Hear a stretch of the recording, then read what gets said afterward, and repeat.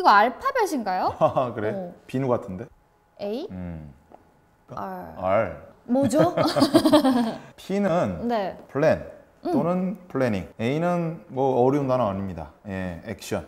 예, 뭔가 그리고- 행동하고 실천하는 건가 그렇죠. 봐요? 예. 그다음에 R은 좀 어려운 단어인데요. 리플렉션. 리플렉션. 예, 성찰하고 되돌아보다. 뭐 이런 어떤 뜻이겠네요. 자원봉사를 어떻게 주도적으로 할 것이냐라고 하는 실천 방법론의 세 가지 프로세스라고 보시면 되겠습니다. 그러면 이렇게 플랜, 액션, 리플렉션 이렇게 있잖아요. 네.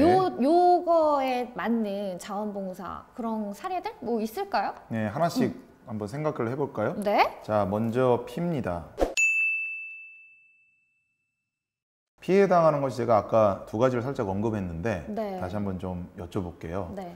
하나는 플랜이 있고요. 네. 그 다음에 플래닝이 있습니다. 이 두 가지가 다르거든요. 기획이 플래닝이고요.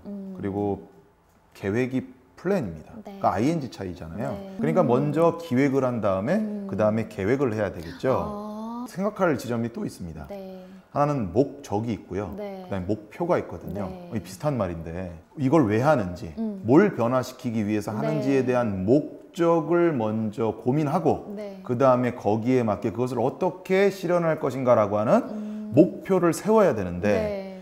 우리는 이제 목적 고민은 안 하고 목표 고민만 하는 겁니다.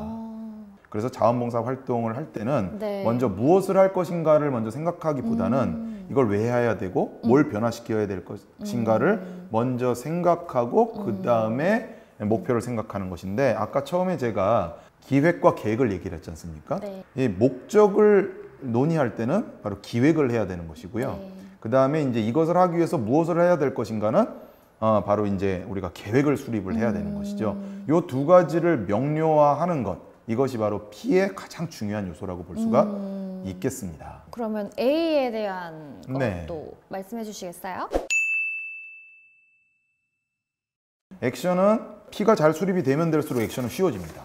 네, 목표를 잘 정하면 되거든요. 구체적 예를 들게요. 네. 이제 재개발 도시에 자, 거기다가 나무 심기 자원봉사 활동 프로그램을 한다라고 했을 때 네. 나무 심는다라고 하면 여러 가지 목적들이 많을 수 있습니다. 미세먼지가 있잖아요. 네. 그 미세먼지를 완화시키기 위해서 아니면 그 도시에는요 새로운 인구들이 많이 유입하거든요. 그러니까 관계가 서먹서먹하다고요. 그러니까 나무를 심으면서 그 관계 형성을 할 수도 있죠. 네. 아니면은 예를 들면 유실수를 심어서 잘 관리를 해서 네. 잘 수확을 해갖고 사회적 소수자나 약자들에게 기부하는. 그러니까 이렇게 목적마다 그 목표는 완전히 달라지게 됩니다. 전혀 다른 프로그램이 되는 거죠. 그래서 이렇게 목적과 목표가 잘 정렬이 돼 있으면 그 액션은 이제 쉬워지는 거거든요. 자, 그런데 여기서 유의해야 될 점이 있어요. 뭐냐면 실제로 실행을 하다 보면 이게 내가 처음에 세운 계획대로 잘 돌아가지가 않아요. 세상이 내 중심적으로 돌아가지 않지 않습니까? 자, 그래서 실행을 할 때는 천천히 그리고 꾸준히 하는 것이 중요하고요. 네. 내가 주도적으로 하는 것을 하다 보면 네. 잘 안 되거나 이렇게 이제 생각하시지 말고 그것도 하나의 중요한 데이터고 그리고 중요한 어떤 노하우를 축적시키는 어떤 바탕이다 이런 생각을 하면서 그것을 잘 기록하고 왜 안 됐는지 왜 잘못됐는지 이런 것들을 갖다 잘 반추해 보고 생각해 보는 것 이것도 되게 중요한 그게 R인가요? 그렇죠. 그렇게 연결이 되겠네요. 왜 우리가 잘 안 됐고 이런 부분에서 계획대로 안 되느냐라고 네. 생각하는 것이 바로 네. R, 리플렉션, 반추해보기, 네. 다시 한번 생각해보기와 자연스럽게 연결이 되네요. 아주 그 지점 그러네요. 잘 찝어내셨습니다. 그러면 좀 사례를 좀 들어주실 수 있을까요? 기획을 하기 위해서는 현장을 들어가야 됩니다.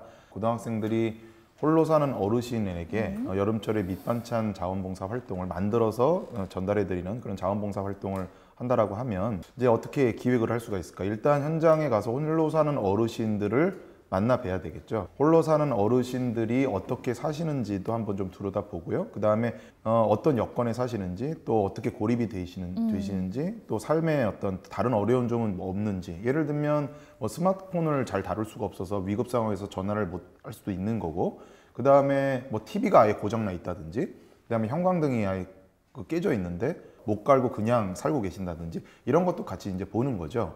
우리가 밑반찬을 만들어서 전달은 하지만 이렇게 같이 말벗도 해드리고 그리고 환경도 여러 가지 또 조사를 해서 네. 그런 것들을 갖다 같이 하면 되겠구나 네. 라고 하는 이제 현장을 가봐야 여러 가지 해야 될 일감들이 구상이 될 수가 있다라고 하는 것입니다. 네. 그게 이제 P이고요. 그 다음에 이제 그걸 갖고 와서 같은 동료 학생들끼리 우리가 가진 어떤 시간, 자원 이런 것들을 갖다 고려해서 우리가 밑반찬 자원봉사를 하지만 뭐 재료를 갖고 와서 전달해서 같이 만들어 본다든지 그 다음에 형광등이 뭐 깨져 있거나 안 나온다 그러면 그거 이제 좀 일부 구입을 해서 갈아드린다든지 뭐 이런 어떤 것들을 좀 계획을 해서 네. 실천할 수가 있는 것이죠. 네. 자, 그 다음에 이렇게 실천을 한 다음에 여러 가지 것들 아까 이제 얘기했던 시행착오가 있을 수 있지 않습니까?